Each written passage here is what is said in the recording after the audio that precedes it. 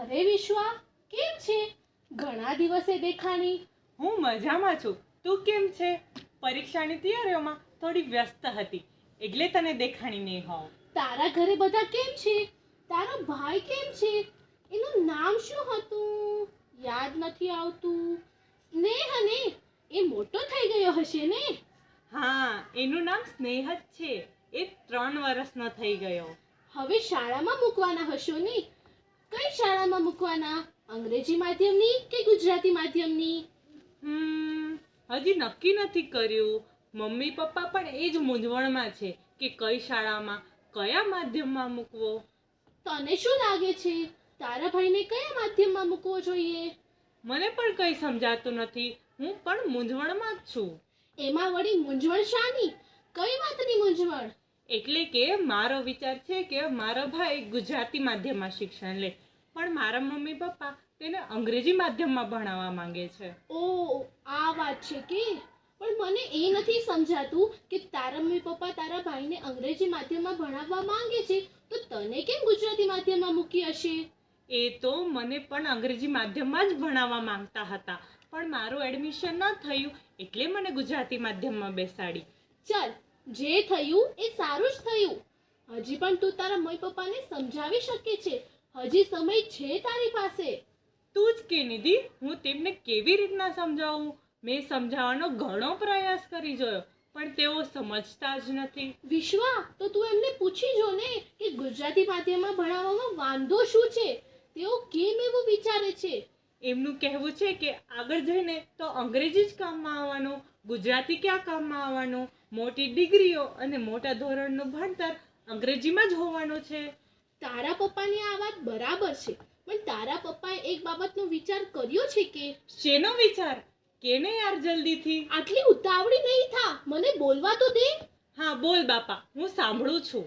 તો તું જ જો ને કે જે અંગ્રેજી માધ્યમમાં ભણે છે તેમાંથી બહુ જ ઓછા લોકોને પોતાની માતૃભાષા ગુજરાતી લખતા વાંચતા આવડે છે.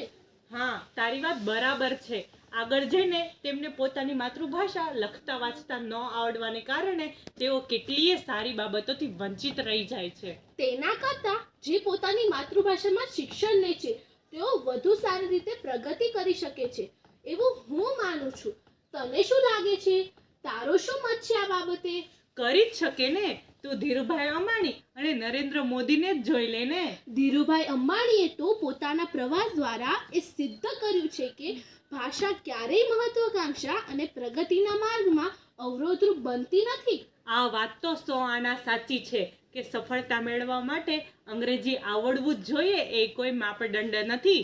બાળક પોતાની માતૃભાષામાં ભણે તો એ વિષયનું જ્ઞાન બારીકાઈથી સમજી શકે છે અને વધુ પ્રગતિ કરી શકે છે. જેમ કે આપણી ગુજરાતી માધ્યમની શાળામાં ભણીને કેટલાય વિદ્યાર્થીઓ ડૉક્ટર, એન્જિનિયર, ચાર્ટર્ડ અકાઉન્ટન્ટ બન્યા છે. તે પૈકી ઉત્તમ ઉદાહરણ છે વિજયભાઈ ગોળકિયા, જે આપણી શાળાના વાર્ષિક સ્નેહ સંમેલનમાં મુખ્ય મહેમાન તરીકે ઉપસ્થિત હતા. આજે તેઓ સુરતના એક સફળ બાંધકામ વ્યવસાયિક છે અને પોતાના ક્ષેત્રે ઉત્તમ કામગીરી બજાવી રહ્યા છે. મને લાગે છે કે આ બધી બાબતોનું ઉદાહરણ તું તારા મમ્મી પપ્પાને આપીને તેમને સમજાવી શકીશ કે ગુજરાતી માધ્યમમાં પણ ઉત્તમ શિક્ષણ મેળવી શકાય છે. ચોક્કસ, હું મારા મમ્મી પપ્પાને સમજાવવાનો ફરી પ્રયત્ન કરીશ જેથી હું મારા ભાઈનું ભવિષ્ય વધુ ઉજ્જવળ બનાવી શકીશ. તે તારા મમ્મી પપ્પાને સમજાવ્યા કે? શું કહ્યું એમણે? તેઓ તૈયાર થયા કે? મેં મારા મમ્મી પપ્પાને સમજાવ્યા અને તેઓ મારી વાત માની પણ ગયા. હવે તે મારા ભાઈને ગુજરાતી માધ્યમમાં જ ભણાવશે. આ શક્ય બન્યું છે માત્ર તારી મદદને કારણે. તારો ખૂબ ખૂબ આભાર. આભાર શેનો એમાં? એ મારો પણ તો ભાઈ જ છે ને.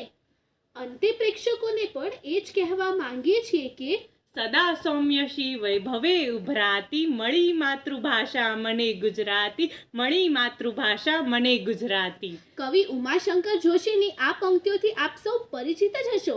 આપણી ગુજરાતી ભાષા કવિ નરસિંહ મહેતાની, કવિ નર્મદની અનોખી એવી ગુજરાતી ભાષા હોવા છતાં શું કરવા બધા અંગ્રેજી ભાષાના પાછળ આંધળી દોટ મૂકે છે એ જ સમજાતું નથી. મારી તમને એટલી જ વિનંતી છે કે બીજાની દેખાદેખીમાં પોતાના બાળકોને અંગ્રેજી માધ્યમમાં ન ભણાવો. ગુજરાતી માધ્યમમાં ભણીને પણ ઉત્તમ શિક્ષણ મેળવી શકાય છે. અંગ્રેજી ભાષા તરીકે શીખવામાં કંઈ વાંધો નથી, પણ પોતાની માતૃભાષાને ઉતરતી ગણીને નહીં. માસી મહત્વની હોય, પણ માં કરતાં વધારે નહીં. અને જો તમારા બાળકોને માતૃભાષાની શાળામાં ભણાવશો તો તેમને શિક્ષણની સાથે સાથે જ સંસ્કાર પણ મળશે. તો આ બાબત પર વિચાર જરૂર કરજો. આપના બાળકોને અંગ્રેજી માધ્યમમાં મૂકીને આપ શું યોગ્ય કરી રહ્યા છો કે બાળકોનું ભવિષ્ય અંધકારમય કરી રહ્યા છો? ધન્યવાદ.